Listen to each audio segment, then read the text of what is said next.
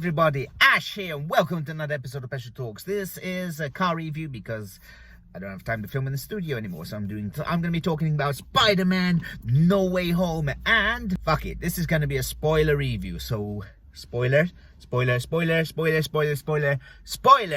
because I can't talk about this film without spoiling it, and I don't want to do two reviews. If you haven't watched the movie, fuck off and watch the movie, come back, and then watch this film. This video. So, this film was crazy. This film was batshit crazy. This is probably the most hyped Marvel movie since Endgame.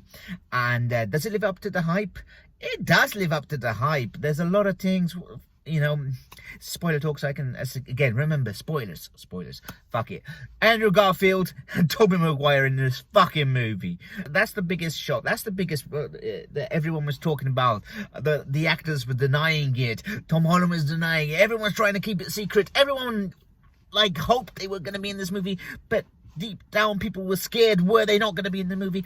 Were Marvel going to be dickheads and not put them in this movie? But no, they're in this movie, and they're in this movie a big part of this movie. My biggest fear was I reckon they were going to be in the movie, but I was worried that they would be in the last 5 minutes, you know, just come, the final battle, show up and save the day, or, you know, but no, they're in it a lot. They're a big part of this movie, and they help Tom Holland's Spider-Man through some darkness, as he's at a point where the darkness is overcoming him, darkness and sadness and everything, and they help him get out of it. They don't just help him, you know, defeat or fight the villains. They help him fight his inner demons that's, you know, that's happening in this film, and I like it, and I like that they did it great. The introduction was brilliant. The only thing I wish is we had a bit more of the soundtrack when the characters appeared, but that's just nitpicking. Oh, and yeah, they did it. They actually fucking did it. They did it. They got them. They kept it secret. They, for the most part. You know, people, honestly, if they didn't show up in this film, people would have just gone crazy, and Marvel would, you know, Marvel would be in big shit. But they did it. They managed to get them back, and it was just fucking fantastic to see them come through the portals, and it was great. They were really used well in this film, so it wasn't just let's put Tobey Maguire and Andrew Garfield in it for just to put them in it. They used them as characters. They built them. Then they have their moments to shine. So even these two Spider-Mans, who it's not about them, they have their moments to shine in this movie. Andrew Garfield, spoiler talk, as we said. Well, spoiler, the biggest thing is, but Andrew Garfield's moment where Mary Jane Watson's about to die the same way that Gwen died, and he's the one who saves her, and it's so goosebumps. It's so great. It was a great moment of, you know, closure for him, and it helps him get over his you know, darkness. There's lots of Easter eggs in it. They do the pointing, the Spider-Man main pointing thing, not exactly in the spider costume, but you know, it's there. One thing, big twist that happened in the film is that Aunt May dies. As she's dying, she says the famous words, with great power comes great responsibility.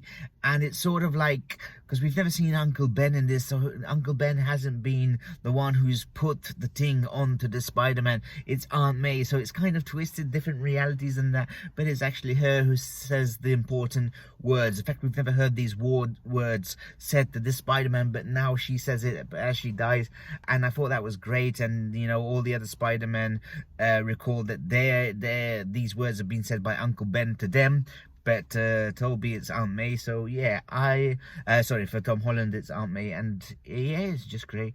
The villains are great. I love how they unite, and that. One little thing, yes, I said, these are just kind of nitpicks and that. We have 5 villains. Why can't we have it 6 and they would have been the Sinister Six? Why?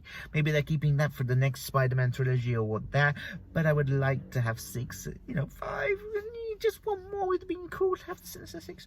But that's nitpicks. The film was great. It had action. The first half of the film felt very rushed. It felt a kind of a mess and things like that. But it kind of slowed down finally after, you know, Doctor Strange does the spell. that messes up everything. Well, Tom Holland, Spider-Man, messes up the spell, and then all these villains coming over and that. But as I said, the start feels a bit rushed and a bit thing, and it seems like it's going through way too much. But it settles down, and the rest of the film makes up for that kind of rushed start. And I enjoyed it. I love this film. This film was fantastic. I said I was hyped for it. It's not the best cinema experience. That's still Endgame for me, because that was still had so many amazing moments that drove me crazy when I was watching that film. This film still had a lot of those moments, especially when we see, as I said, Andrew Garfield and Tobey Maguire going through the portals. It just went crazy when the villains start showing up, these classic villains.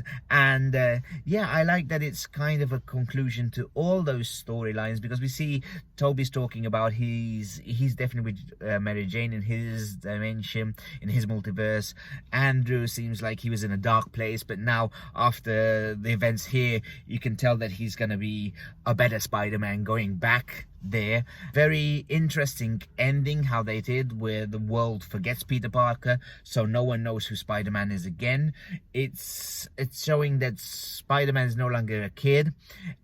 He's now grown up. He moves into an apartment, and he's supposed to be maturing and all that. And it shows that he doesn't, especially the ending where MJ doesn't remember him, and he doesn't tell her. And because he sees the wound and that, he says, probably feels like, can I put them back in danger again? And he makes that decision that he's not going to show him. Now, he might change that in the movies coming up, but at the moment, he's going to focus on just being a hero and not risking anyone. The final battles are great. I like how they put the Spider-Man's decide not to kill these creatures and not to kill these characters, because in the other Spider-Man we know that they died. In fact, they mention it when they're all prisoners together. They mention that each of these characters died fighting Spider-Man. And I like how they've sort of given them a second chance, because they cure them. They don't need to kill them.